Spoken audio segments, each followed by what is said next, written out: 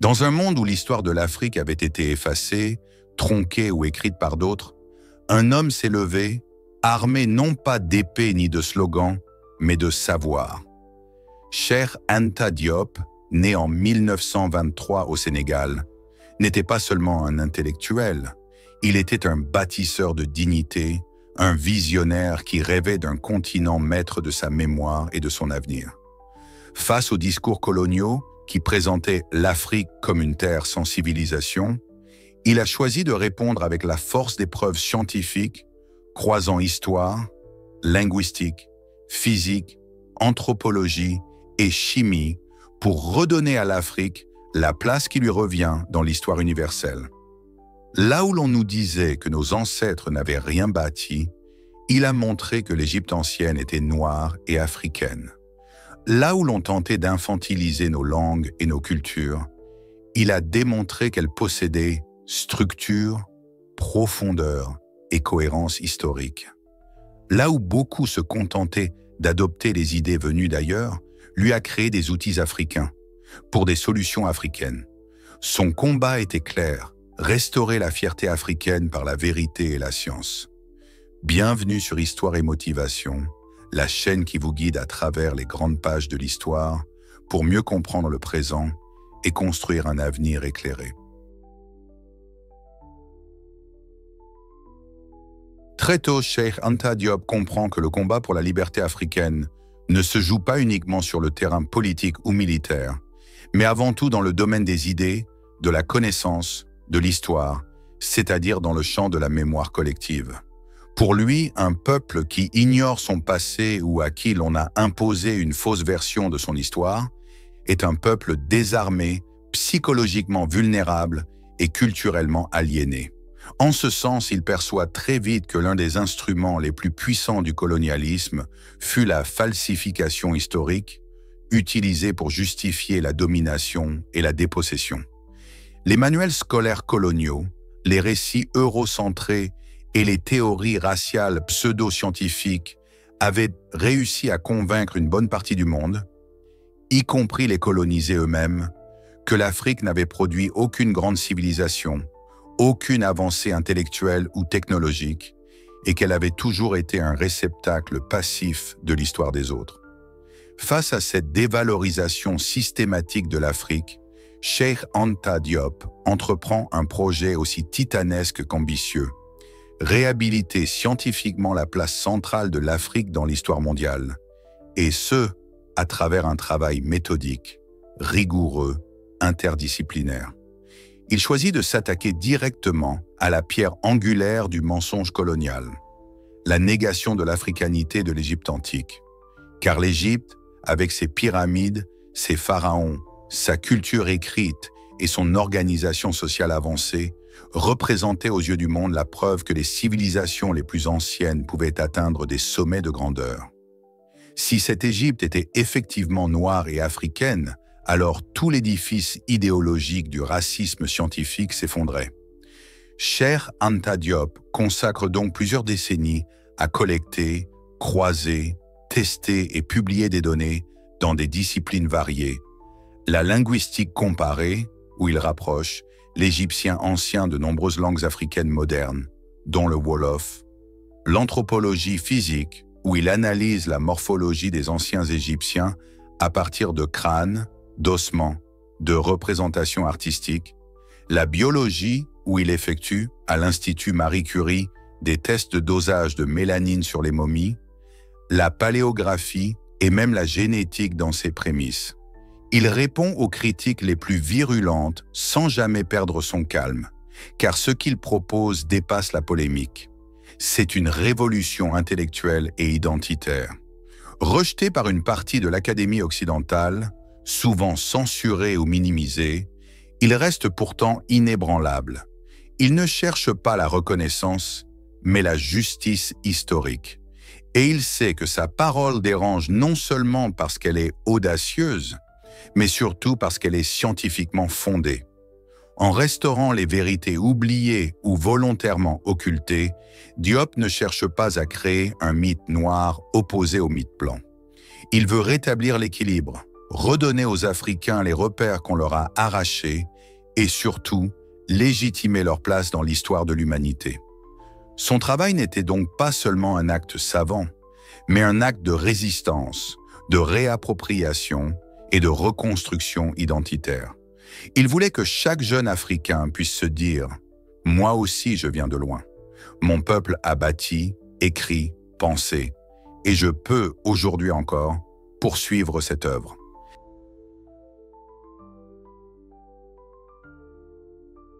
Cheikh Anta Diop n'était pas seulement un penseur qui déconstruisait les récits historiques falsifiés. Il était aussi un bâtisseur de structures concrètes, de modèles scientifiques et de visions pratiques pour assurer l'émancipation durable de l'Afrique. Là où beaucoup de ses contemporains se contentaient de discours politiques ou de critiques sociales, lui a choisi de poser les fondations scientifiques et institutionnelles de la Renaissance africaine. Il savait que la réhabilitation du passé ne pouvait se faire sans un contrôle direct de la production du savoir, par et pour les Africains.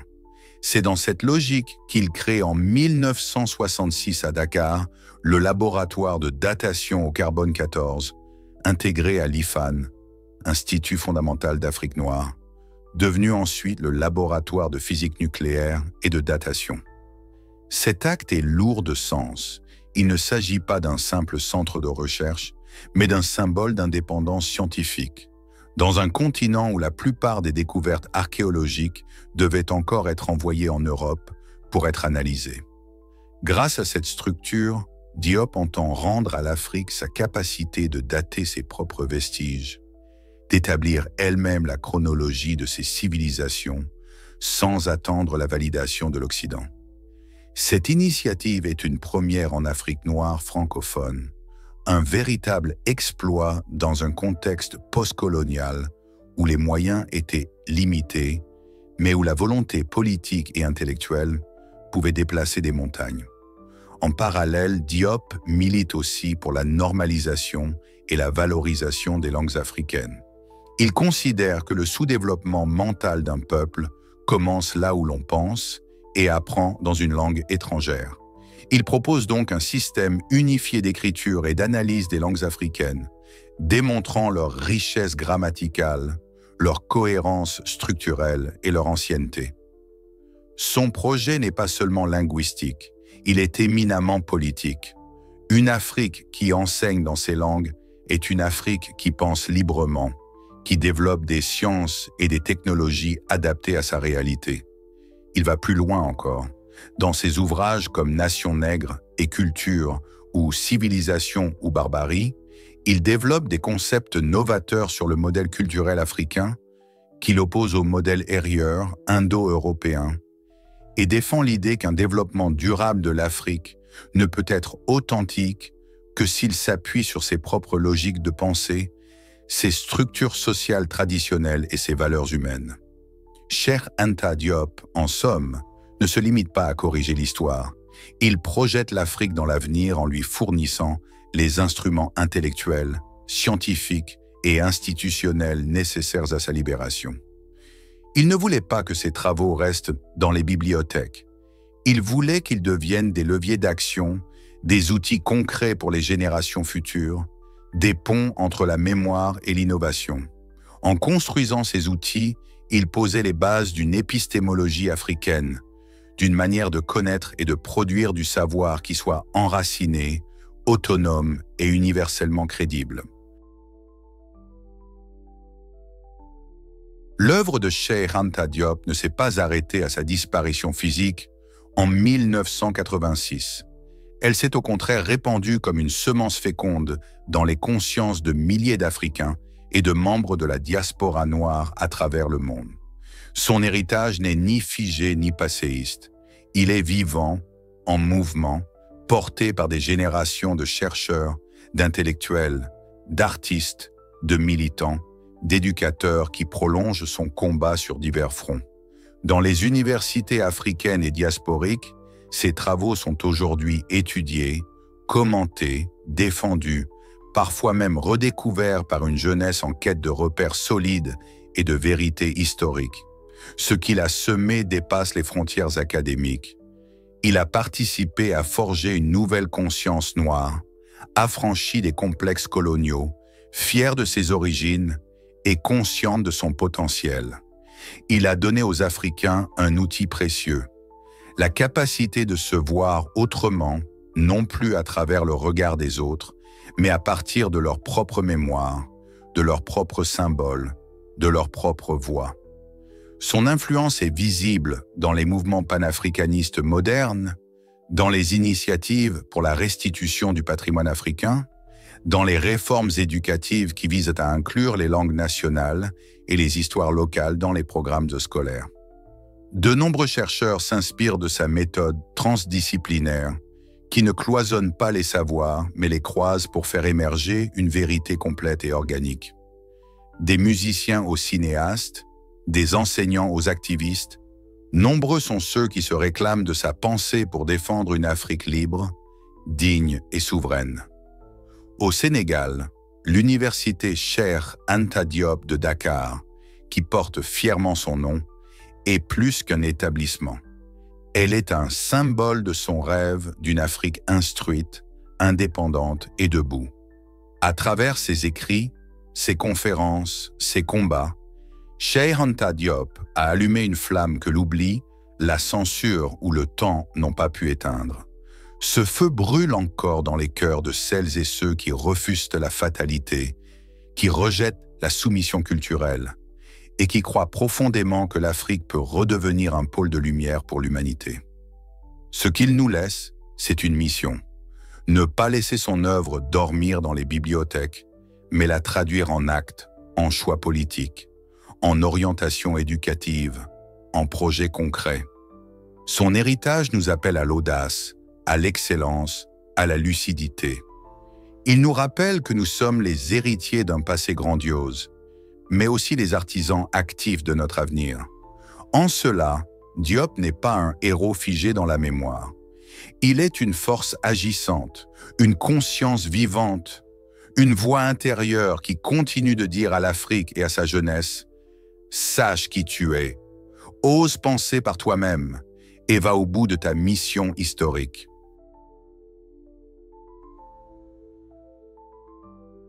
Cheikh Anta Diop nous a offert bien plus que des livres ou des théories.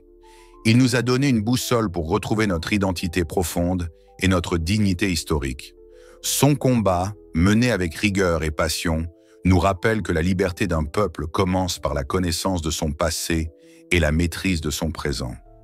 Aujourd'hui, plus que jamais, les enjeux restent cruciaux face à des récits parfois déformés, à la mondialisation qui efface les singularités. Il est vital de se réapproprier nos histoires, de célébrer nos cultures et de poursuivre les recherches audacieuses qu'il a initiées. Cheikh Anta Diop est la preuve vivante que la science et la mémoire peuvent s'allier pour briser les chaînes invisibles du complexe d'infériorité. Son héritage nous invite à ne pas rester passifs, mais à devenir acteurs de notre propre récit, à cultiver une fierté lucide et un esprit critique. C'est dans cet esprit que je t'invite, toi qui recherches motivation et connaissance, à rejoindre la chaîne Histoire et Motivation. Là, nous explorons ensemble les destins inspirants, les héros méconnus et les idées puissantes qui peuvent transformer nos vies et notre regard sur le monde. Apprenons, questionnons et surtout, agissons pour faire rayonner l'Afrique, sa mémoire et ses talents. Ensemble, continuons de porter la flamme de Cheikh Anta Diop pour que chaque pas vers le savoir soit aussi un pas vers la liberté. Rejoins-nous sur Histoire et Motivation, là où l'histoire nourrit la passion et la motivation crée l'avenir.